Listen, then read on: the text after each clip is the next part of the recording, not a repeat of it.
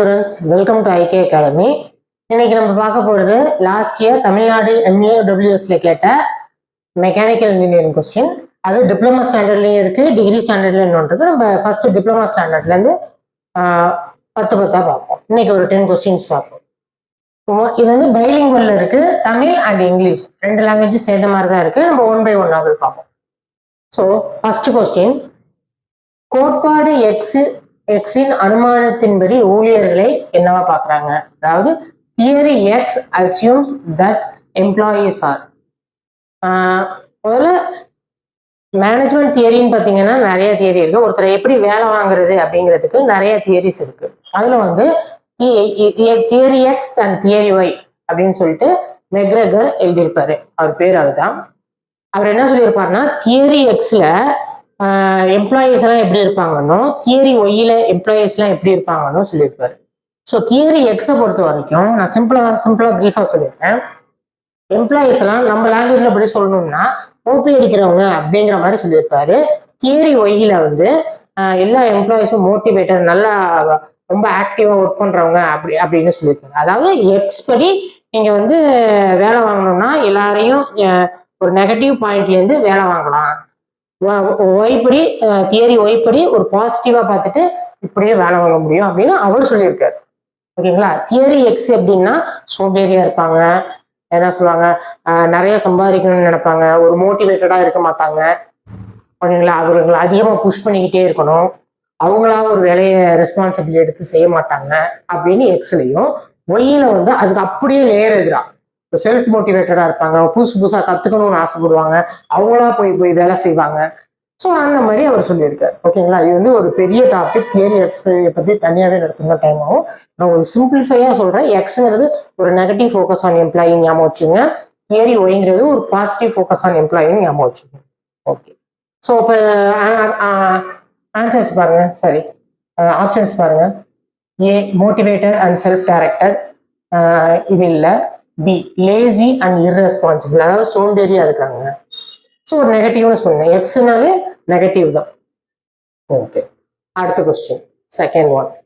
அறிவியல் மேலாண்மையின் தந்தை, அதாவது who is father of scientific management அப்படின்னா FW டைலர். ஓகேங்களா? இது வந்து மோஸ்ட் ஆஃப் த காம்படிட்டிவ் எக்ஸாம்ல வரக்கூடிய ரிப்பீட்டட் கொஸ்டின். ஞாபகம் வச்சுங்க, FW டைலர். ஹென்ரி ஃபாயிலை வச்சு இவரை வச்சு கன்ஃபியூஸ் பண்ணிக்காதீங்க. இவர் வந்து 14 பிரின்சிபல்ஸ், ஒரு மேனேஜ்மெண்ட் எப்படி இருக்கணும்னு ஒரு 14 பிரின்சிபல்ஸ் சொல்லியிருப்பாரு ஹென்ரி ஃபாயில். ஓகேங்களா? இவர் வேற இவர் வேற, ஆனா 2 பேருமே மேனேஜ்மெண்ட், டோட்டல் குவாலிட்டி மேனேஜ்மெண்ட்ல தான் வருவாங்க. ஓகே. Next one.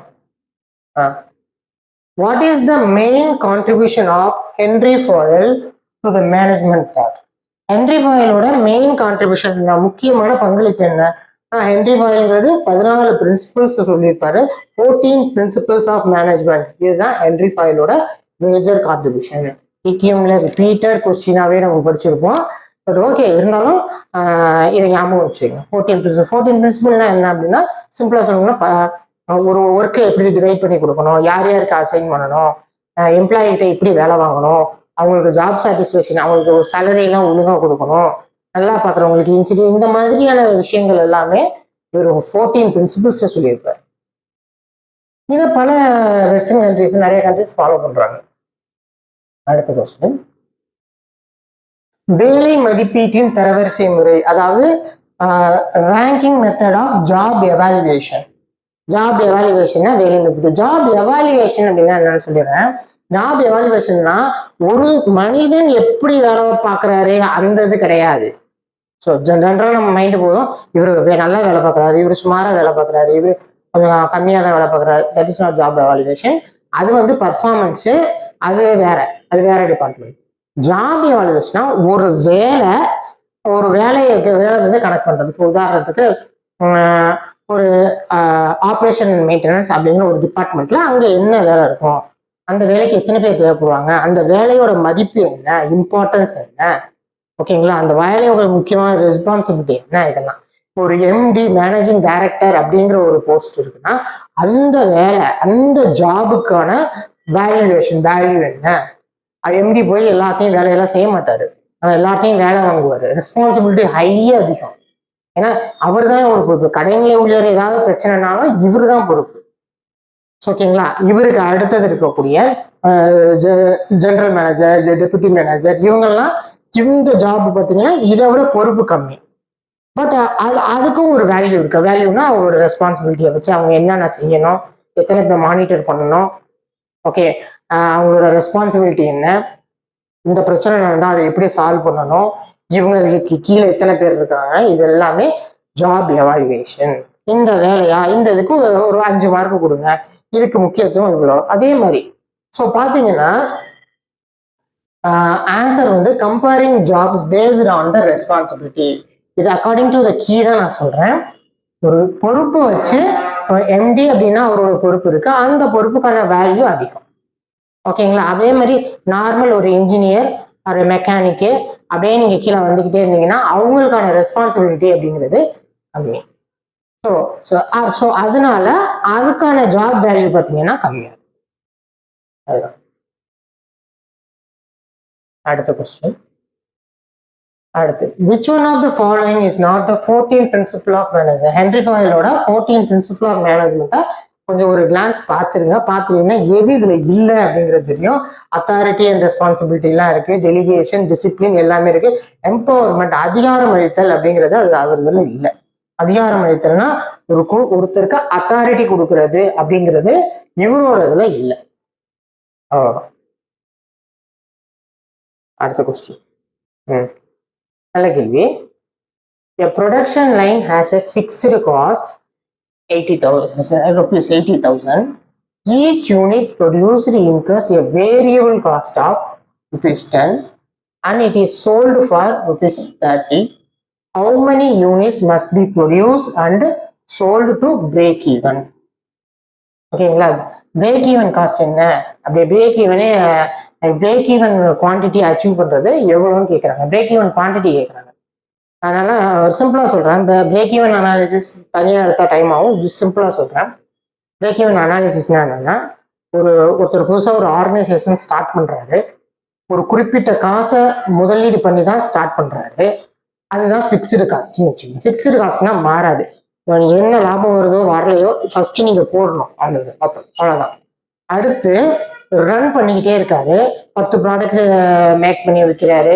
ஒன்றும் இல்லை, ஃப்ரிட்ஜே வச்சுக்கலாம். 10 ஃப்ரிட்ஜ் தயார் பண்ணி வைக்கிறாரு. அடுத்து 100 ஃப்ரிட்ஜ் தயார் பண்ணி வைக்கிறாரு. 1000 ஃப்ரிட்ஜ் தயார் பண்ணி வைக்கிறாரு. இப்ப ஃபிக்ஸ்டு காஸ்ட்ங்கிறது ஓகே, நிலம் வாங்குறது, பில்டிங் கட்டுறது, இது எல்லாமே. வேரியபிள் காஸ்ட்னா ஒரு ப்ராடக்ட் தயார் பண்றதுக்கு நமக்கு கொஞ்சம் காசு ஆகும்.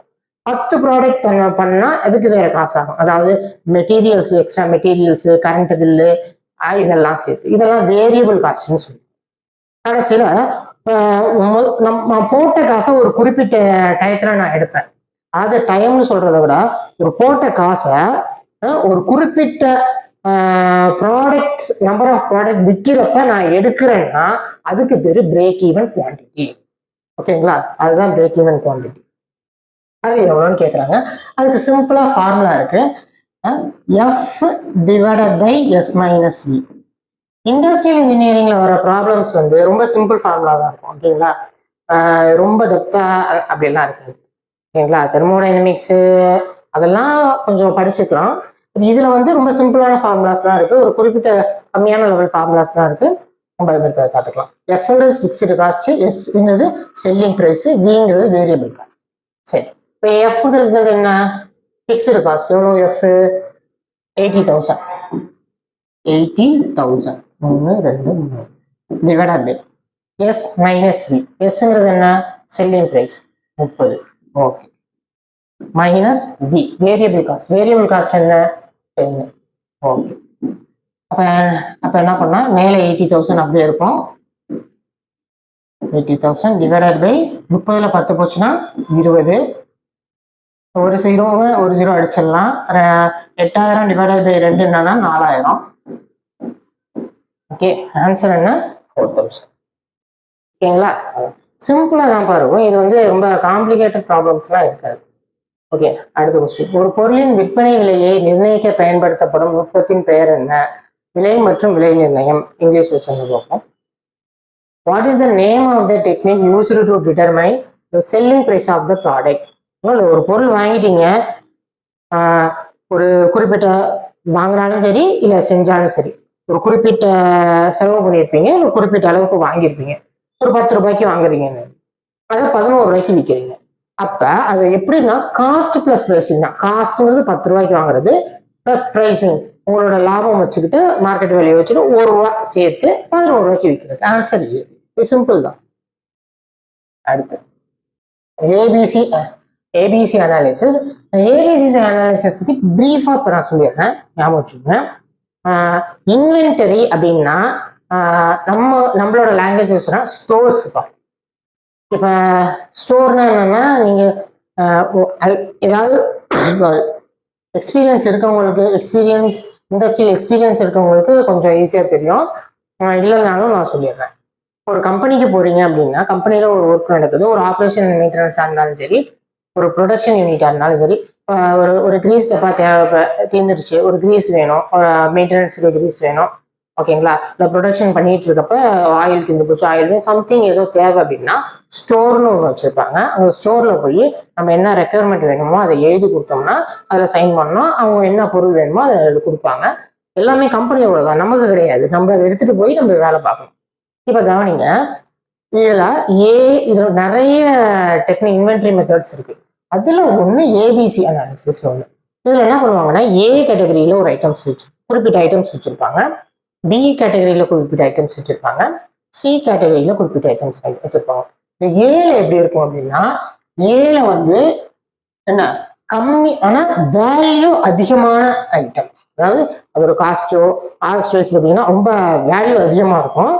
ஆனா ரொம்ப கம்மியா தான் வச்சிருப்பாங்க. எப்பயாவது தான் தேவைப்படும், உடனே தேவைப்படும், அதாவது எப்பயாவது தான் தேவைப்படும்னு எக்ஸாக்டா சொல்ல முடியாது. ஏன்னா முக்கியமா சொல்லணும்னா வேல்யூ ரொம்ப அதிகமா இருக்கும், அதோட வேல்யூ மதிப்பு. அதை கொஞ்சமா ஸ்டோர் பண்ணி வச்சிருப்பாங்க. ஒரு 20% ரேக்ல வச்சிருப்பாங்க. மொத்தம் 100 ரேக் இருக்குன்னு வச்சுக்கோங்க, ஒரு அசம்ஷன். அதாவது ஒரு ஈஸியா புரியணுங்கிறதுக்காக சொல்றேன்.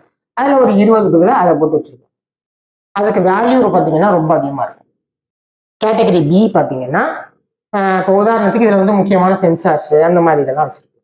பி கேட்டகரி பில பார்த்தீங்கன்னா வேல்யூ வந்து மாடரேட் வேல்யூ இருக்கும்.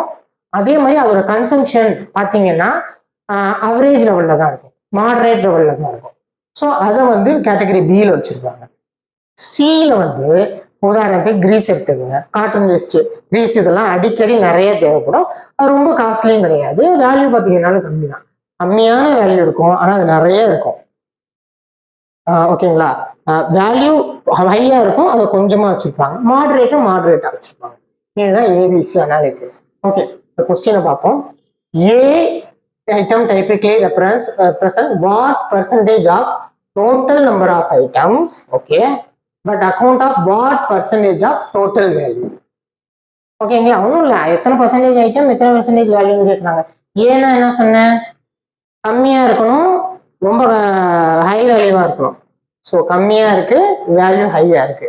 ஸோ இது ஆன்சர் ஏ தான் ஆன்சர். மற்றதோட கம்பேர் பண்றப்ப எது ஆப்டா இருக்கோ அதுதான் போகணும், ஆன்சர் ஏ.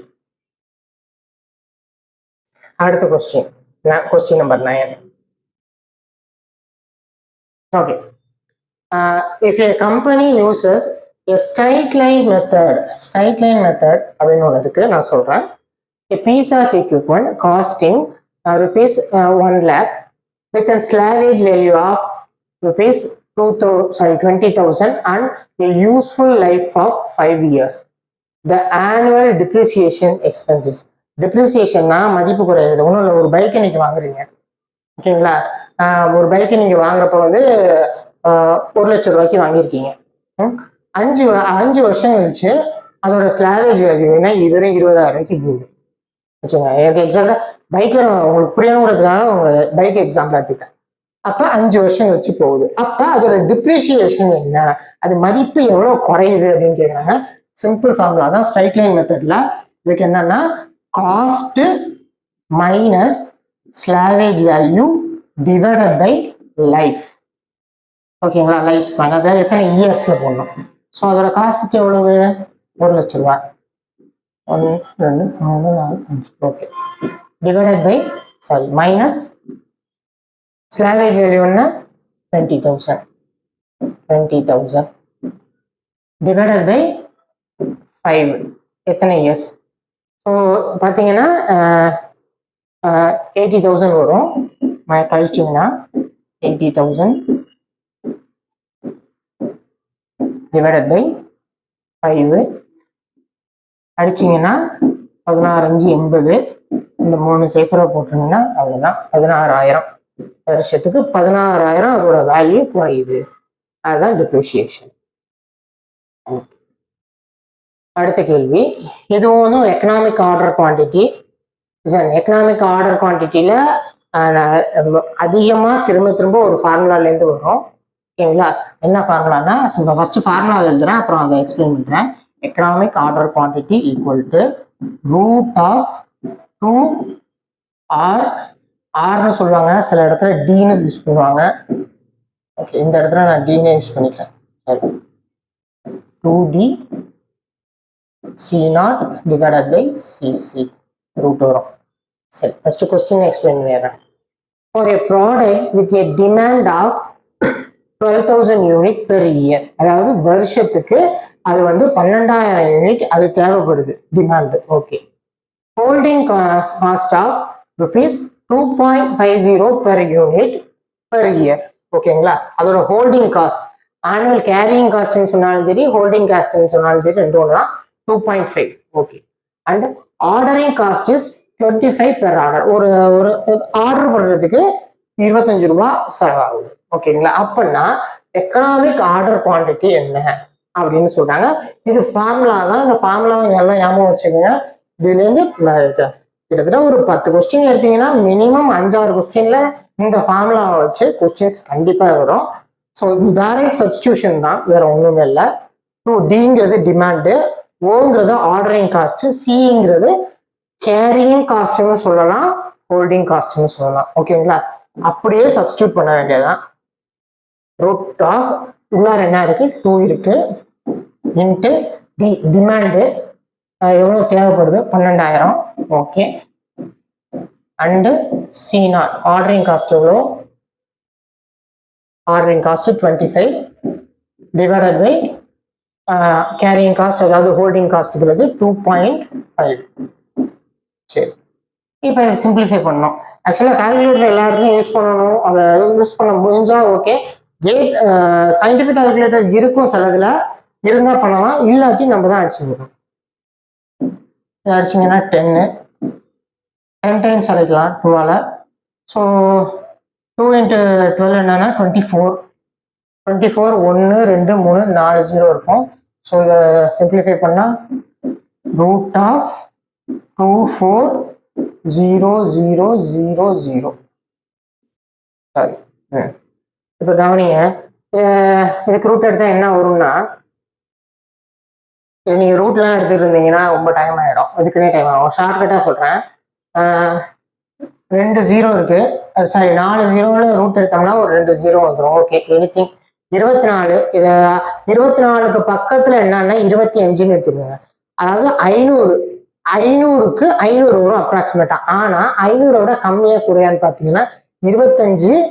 கரெக்டா இங்க 25ன்னு போட்டு 2,50,000 இருந்தா 500. இப்ப 2,40,000ங்கிறப்ப 500 கொஞ்சம் கம்மி. ஸோ 500 கொஞ்சம் கம்மியா இங்க எது இருக்குன்னு பாத்தீங்கன்னா பி தான் இருக்கு. ஓகேங்களா? Answer B. ஓகேங்களா? ஓகே, தேங்க்யூப்பா. நம்ம இன்னொரு கிளாஸ்ல இன்னொரு 10 கொஸ்டின்ஸ் பார்க்கலாம். அதே மாதிரி ஒரு 10 கொஸ்டினா நம்ம பார்ப்போம். டிப்ளமா லெவல்ல சொல்லியிருக்கேன். Diploma level plus degree level ரெண்டுலையும் 10 கொஸ்டின்ஸா பார்ப்போம். தேங்க்யூ.